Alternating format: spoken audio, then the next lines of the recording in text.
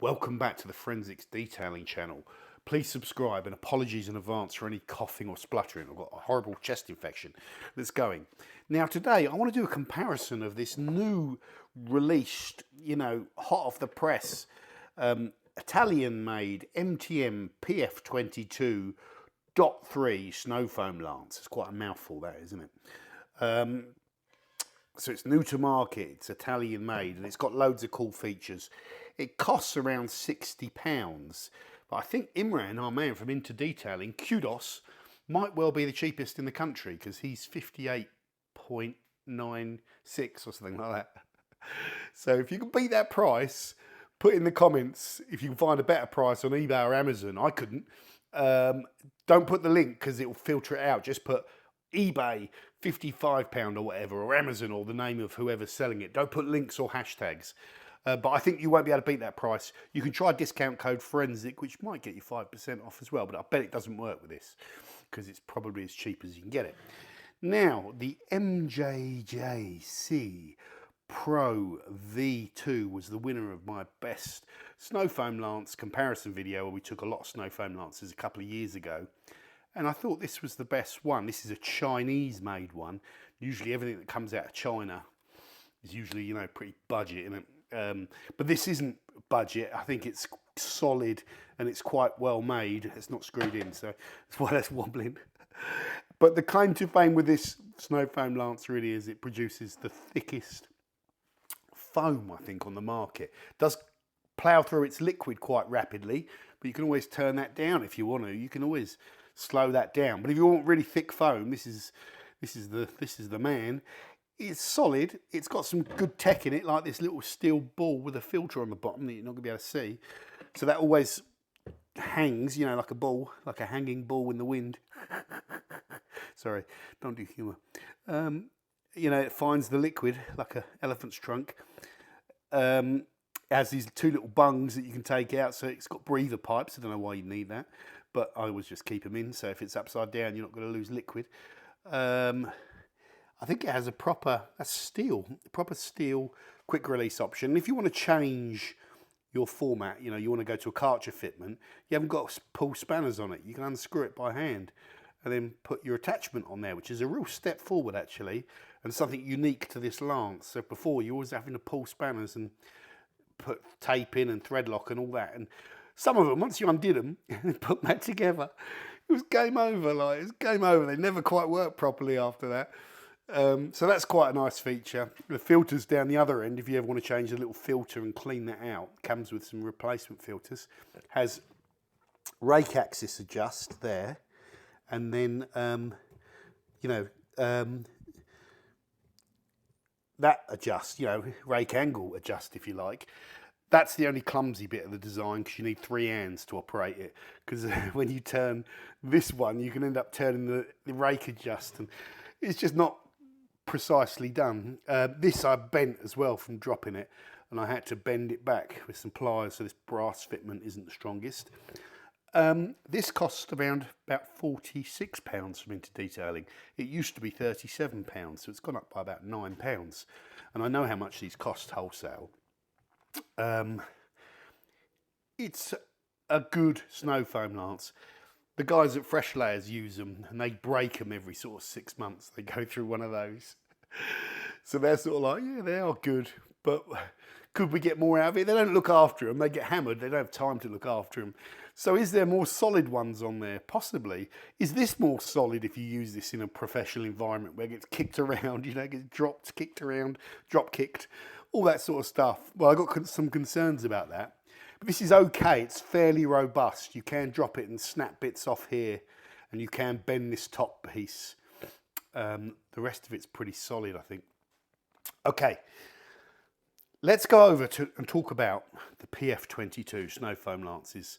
Now, we have 3 iterations of this. The original PF22 snow foam lance, which came out about 10 years ago, I believe, okay? And the problem with this snow foam lance is if you let go of it, it's going to fall over. It's going to go like this, trust me, with no liquid in it. So it's like the Weeble. So whoever designed the bottle for this was an absolute idiot. like, my goodness me. Whoever designed the bottle for it, what an absolute plonker to not notice that. Now, you know, the other side of this MTM thing, though, is that whoever designed the bottle, I'm going to go mad here. Whoever designed the bottle was a plonker because it falls over, yeah, and you notice that straight away. But whoever designed the rest of it was an absolute genius, like a proper genius. Whoever designed this, they had a real flair for like doing something a little bit different and just like nailing the design. This top piece, it clips, like it just clips and it feels so good rather than just some vague twist. It's a little dug. You know me, I love the dugs. Dug. I could sit here doing that all day. That's a fine bit of engineering. And also when you adjust the rake axis, you know, from X to Y, it dugs in, look, dug. And that dug, that click, is what it's all about. That's like the gear change on my Porsche. That's what it's all about. So only an Italian could design something that good. Okay, and then you got the, you know, the fan adjusts, the rake out fan adjust. Okay, so axis adjust, rake out fan adjust, mixture adjust. It's not the highest quality materials though. This centerpiece here, it looks like brass to me if you look inside it. It's like brass, but it's coated in something that makes it look like steel. And it's got texture in it, so they're trying to make it look like forged steel, but it isn't. It's brass, and I don't think that's steel either. I don't know what that is. Don't know, but I don't think it's steel. A blueness to it. Now, it doesn't really matter. Whatever they've done here, it's patented, and you don't really see it being copied because they protected themselves. Now, so we know MTM are a typical, they're like the Lancer. You remember when Top Gear did that thing on Lancer, the best car, and they were praising them and saying, you know, how good these cars were, but they were also bloody crazy Italian design with some stupid ideas, like the windscreen wiper handle would be on the in the boot or something, you know, stuff like that. So the Italians, they do some things amazing and then some things are really bonkers, like Italian. Now, the American distributor for this, I think, noticed the bottle was flopping over and falling over all the time and wanted something done about it. So they I'm paraphrasing here, this is what I learned. So they contacted MTM and said, we want a better bottle. Can you design us a better bottle? And MTM said, yes, but the American distributor said, I want exclusive rights to sell this as the MTM2, that we own that bottle, we sell it, and you can't sell it to anyone else. It's just, we're allowed to sell it to our American customers. At that point, you'd think that any normal business like MTM, with any half-sane management team, would politely say F off at that point, because that would be stupid. Yes, we'll give you exclusive rights to sell that to your American you know, your American customers, and no one else can have it. So the rest of the world are looking at it thinking, why have you produced a better version of your snow foam can and we can't get it? And MTM are the people making the flasks. So you would just say to your American distributors, thank you for feeding back that this thing's falling over all the time. Yes, it is. We'll design a better flask and we'll upgrade it all, and everyone can have the MTM.2 cannon. All your customers are happy, all your distributors are happy. But no, MTM didn't do that. Maybe there's a reason that I'm not privy to. But for me, only an idiot would agree to do that. If I was the owner of MTM and I agreed to do that, I'd have to be an idiot. Wouldn't I? Don't know, put in the comments. I am an idiot, but put in the comments. Anyway, it looks like harmony and equilibrium may have been restored now with this .3 version. Why? Because if you're a .1 user or a .2 user with the slightly modified flask with the narrow neck but that doesn't tip over, you could just go and buy this bottle and Interdetang sell it for £22, I think, something like that. Or you can buy even these bits separately. You can buy this separately. It's about £9 somewhere, and then this is about 12 or 13 quid. And I'm not happy with that price, by the way. And you can upgrade now, and you can have the wide the wide necking, so you can pour your liquid in there, and it's a lot easier to pour it in. Not going to go all over the floor. Obviously, it doesn't fall over as well, and it's got a neck you can grab with a little bit of texture on it, so it's less slippy. And it's got a scale on it. You can never see these scales, can you? Like, they're invisible. Same with the MTM one, they're invisible. One day someone will come up with a scale you can actually see. Big letters, big thick arrow going, there's 500 mil, there's 1,000 mil. You can actually see it. The rest of these, you need like bionic eyes to spot it. You know, they're just done cheap. So excellence, no one's nailed that excellence yet on those scales. Someone will nail the excellence in that area, and you watch the rest of the Lancers are all like, damn, that's a good idea. And they'll do it, they will follow. It just takes one person to set excellence. Now, I think MTM are guilty of creating excellence back in the day and then resting on their laurels a little bit, I think. And they've got excellence. We know they have excellence within them. They've also introduced with this .3 a ball that you can attach on here that swings. That's the filter on it, so that it's like the elephant's trunk, or some part of the anatomy of the elephant, which likes to dangle down towards gravity and suck up liquid. Where am I going with? You could say that the Italian MTM are really getting some of their ideas from the Chinese. But to be fair, I don't think MJC were the pioneers of this dangling elephant ball or whatever who came up with that idea. I don't know. I don't know if MJC came up with this idea though, of the double thread in here so that you can take another bottle. So that if I've got like something here, I can say this is snow foam, I can donkle it in there and make it use that bottle as well. So you can use, that's clever. You get the idea why that's quite clever. So there's some clever features on this MJJC, but I always said with Chinese, if something's Chinese, I want it half the price of the European thing. I'm not happy with that price of £46 on that Chinese lance. It was 37 before, and I was just about acceptable of that. Yeah, it's a personal thing, you know. So anyway, £60 versus £47. Better foam, equally good designs, probably, maybe close to being as robust. Okay, not quite as good foam, wicked, better like feel to it, like that user thing. Let's call it user experience. Now, I think they've made one fatal mistake, is they've looked at how they could transition from this to their new latest iteration, and they've done it the easiest way possible, which was to make as few changes to this, in fact no changes to this, and just change a bottle and this thing.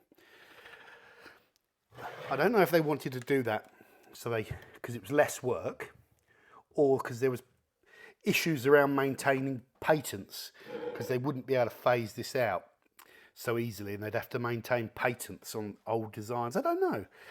These are just interesting things. Anyway, this doesn't have the double thread in there. If it did, it would be quite clever, because then you could still use your old bottles without having to unscrew this. Now, you put this on here and you screw it in here. What I would suggest you do, and what I'm going to do, is I'm going to put a bit of thread locker in here, and I'm going to torque this right up so I never have to touch it. Okay, and then that's locked in forever.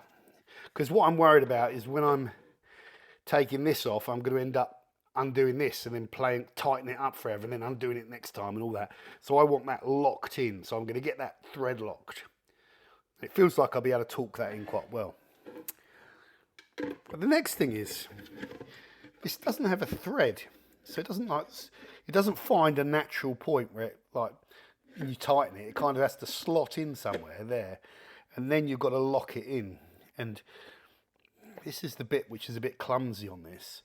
Okay, so it goes, there's little teeth in there, and those teeth, they grind and scratch on the bottom of this plastic, but they do lock in, so it does eventually lock in, and that feels quite tight.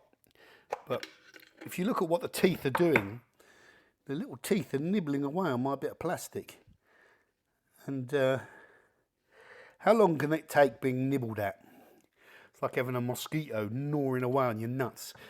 Like, it might just be annoying for the first 6 months, but you come back in 3 years and your nuts are gone. So yeah, I'm a little bit worried about that. Once you've got the thing all together, I think this snow foam lance, it doesn't tip, you know, and it's not, you could make it fall over, but it's really stable with this base. It looks absolutely great. I keep getting this little strange thing in my head that it looks like a Dalek with that, it looks like a Dalek. So I keep thinking of like Doctor Who, exterminate. Sorry. Looks brilliant, and it works good. Okay. What are my thoughts on the PF22.3? Is it the best snow foam lance on the market now? No, it isn't. I think in the UK, they've priced themselves out of being competitive. I think people like to pay between £30 and £40 for a snow foam lance here, and there's some good competition in that price bracket, and the good snow foam lances that will last you.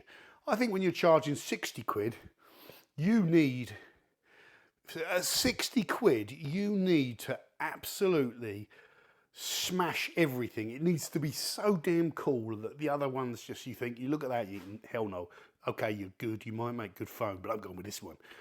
It's got to, all of it's got to be steel, all of it's got to be the highest quality.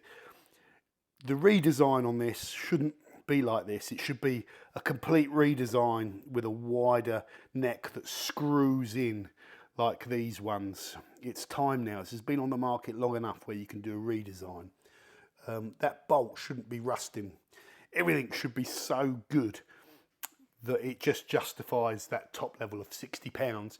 And then what happens is you get a small section of the market that will pay it because they know that that might be a snow cannon for life, not just Christmas.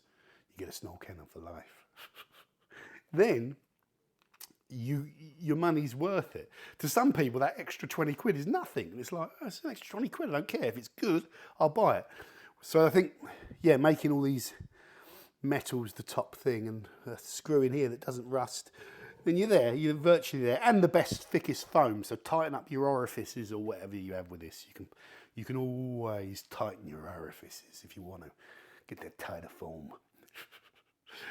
Now, thick foam, this is another subject, is not that important.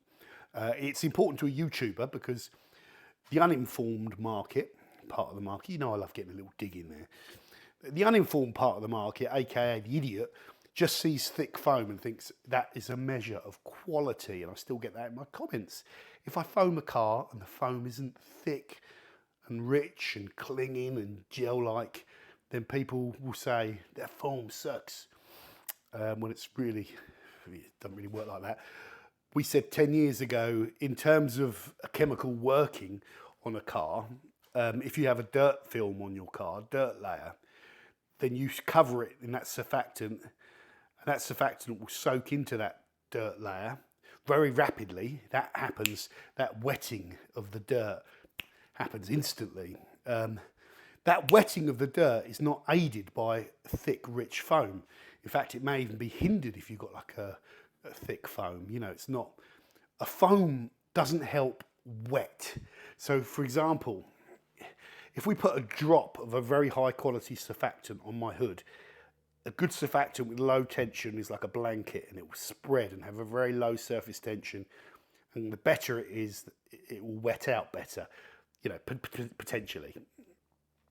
If you put a blob of foamed surfactant, the same surfactant but all foamed up, you blobbed it on the car and it just stood there as like a lump of foam, then its ability to wet out that surface is compromised as a foam. So really, with a snow foam, it's not how frothy it is or any of that sort of stuff. Now, what the argument with foam is, it's that the bubbles that accumulate. So when you put the layer of material over the car, bubbles are generated, and that bubble creates a little bit of movement which pulls and shifts dirt, you know. So it's that accumulation of the dirt. I remember reading that off a Built Hamber product spec sheet or something. The rapid bubble formation helps. So rough bubble accumulation can help sort of just flow the dirt off the car a little bit. But foam itself is not going to help a surfactant perform its function, its chemical function. The industry will kind of say, well, it can suspend, it creates a layer that will suspend, you know, like a thick foam over the car, so it doesn't just run off the car, so it can stay there longer. Yeah, maybe there's an argument in that, but like I say, these surfactants do work quite quickly and they penetrate very quickly as well. So most of the time they can go on, you can leave them for a minute or so just to soak into that dirt, then rinse them off before they start to dry, because the dirt film will re-solidify, which is a bigger factor. So sometimes you don't want to leave them too long. So snow foam lances, some people hate them and say they're a waste of time, they're gimmicks. And you're better off using a pump sprayer, you know, going over the car with a pump sprayer. No, the reason these are so great is the speed that you can cover the car with surfactant. It just like hurls it everywhere so rapidly, and I can cover a car in about 50 seconds with surfactant. It will go everywhere. It take me a lot longer to do that with a pump sprayer. In fact, by the time I've pumped the little thing up, especially those little dickhead ones, these ones, by the time you've pumped them up and you go, yeah, it looks great for about 3 or 4 seconds. Then after that, they go a bit rubbish. And you've got to sit there pumping them again for half an hour. And then they go, you ever see anyone selling those? They'll show you, they'll have them pumped up ready to go to do the demo, and they'll pump them a little bit and say, look, I'll just do a couple of pumps, it's ready to go. Here, look how easy it is. Then they won't show you the next pump because they've taken all that pressure out. You've got to go through and pump it up again. And what happens is they're a real pain. So anyone doing this all the time will have a snow foam lance with a pressure washer because it's just better. Okay, there is a use for these, but I think pump sprayers are perhaps better than pump foamers because, like I've said, they can just soak out the dirt is enough. And the sprayer doesn't need as much pressure as the foamer. So anyway, we're digressing. Overall, guys, you know, I've said some really critical things about this PF22. But hopefully I've captured some of the brilliance with it as well. It's so Italian, you know, it's so Italian. It's such a contradiction. So brilliant on the one hand with certain elements, and then they just get other things so wrong. But fundamentally, I think this is a good product. And I think one thing I haven't tested, I haven't smash tested this, you know, smash it up for a year and see if it can take being smashed up more than that one. And if it could, then it's probably better in a professional environment. But I'm not too keen on this new design. Let me just show you something as well. This is just something else I noticed, that for something that's really expensive, that quality of that inside there is a bit Mickey Mouse. But again, some of you might not care. You might think I'm being a bit over fussy, but it should all be nice. But I don't know, it's all a bit not the greatest. Not the greatest, this. So, can they get better? Yeah, I think personally, this is what I think. This is from a customer point of view, what I want to see. I think MTM should make a PF23. And, you know, say finally, right, we're going to decommission this thing, let the patents run out on it, get a new product, get patents live for anything we're going to use. They might transfer some of the patents, whatever, and design it properly, use the highest quality components, try and put some tech into it that the Chinese haven't done. Excuse me, that must have sounded horrible. What tech can you put into a snow foam lance that hasn't been done yet? Well, if I sat there and thought about it long enough, I'd probably come up with something that's half decent. I'll tell you what, I would definitely have integrated, I've talked to the guys at Fresh Lads about this, nozzle holders. So you could sell a cap here, standard cap, and then you could sell a cap that could hold your quick release nozzle there. There's little buggers. Where are they? These things, these little white nozzles here. Oh, I can't get it off with one hand.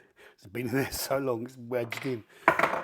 It's a different type cap that fits that. Even me talking about that, there's a good chance, just rolling the dice, that you'll see someone go and do it, or if it's not been done already. But that's a good idea, because you end up putting these in your pocket, if you're like me, or they go on the deck, they get beaten up, and you don't want grit to get in these. So yeah, little thing there.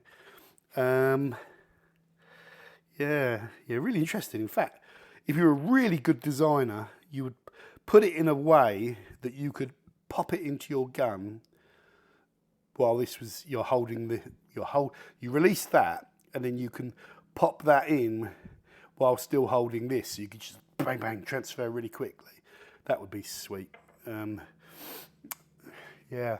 What else could you do with technology? Well, I'm telling you, there's all sorts of things you can do.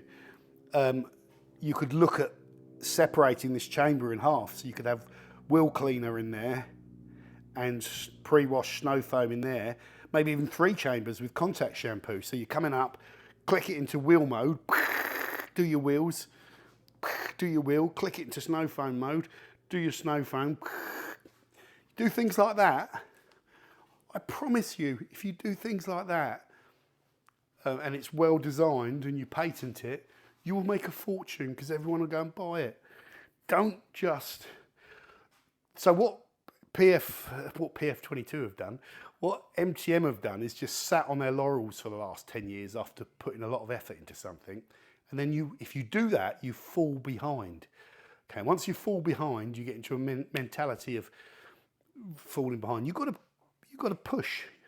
Okay, you've got to be the ones that the Chinese are all copying. If you're being copied by the Chinese, you're doing the right thing. Okay, it's just an unfortunate reality is if you do anything good that makes money, they're going to come in. You know, they're going to come in faster than you can say egg fried rice and copy it, aren't they? But to be fair, probably not MJJC. They seem to be pretty good. Now, what's the last thing? Oh yeah, the last thing. Sleeping on your laurels. So MTM, perhaps guilty of being great designers, but sleeping on their laurels, etc. They're not the only ones. Like when I did the review of the snow foam lances, our biggest pressure washer seller in the UK are Karcher. They don't have a snow foam lance that was worth putting in that video. They just had this, I can't remember what it was called, plastic thing with plastic. Doesn't even have the metal impellers, so it doesn't really make any foam, and it was like 20 quid. So we had ones with plastic impellers in there that was like 7 quid. That are the same, they're just not going to produce good foam, but they're cheap. The Karcher one wasn't even cheap. I know they might have one in their professional line, but it wasn't, you couldn't get it anyway. So some of these companies like that are really major players, their finger is so far off the pulse. I just can't get my head around it. So Karcher are definitely guilty of that. And I think MTM need to, wake up and become a giant again. Don't be a sleeping giant. Be a proper giant that's innovating and at the forefront of all these ideas with car cleaning and pressure washing systems and products like this that they were pioneers of. Like back in the day, MTM and PA, both Italian companies, were the people that were doing all this. No one else was interested. Then the Chinese started copying the PA company because they hadn't protected themselves like the MTN had. So most of the Chinese lances were derived from PA lance copies. And then the Chinese, actually, to be fair to them, put in some good innovation with the wider necks. They don't, whatever you say about the Chinese, and they are copying little buggers. There's no doubt about it. They copy to hell and back.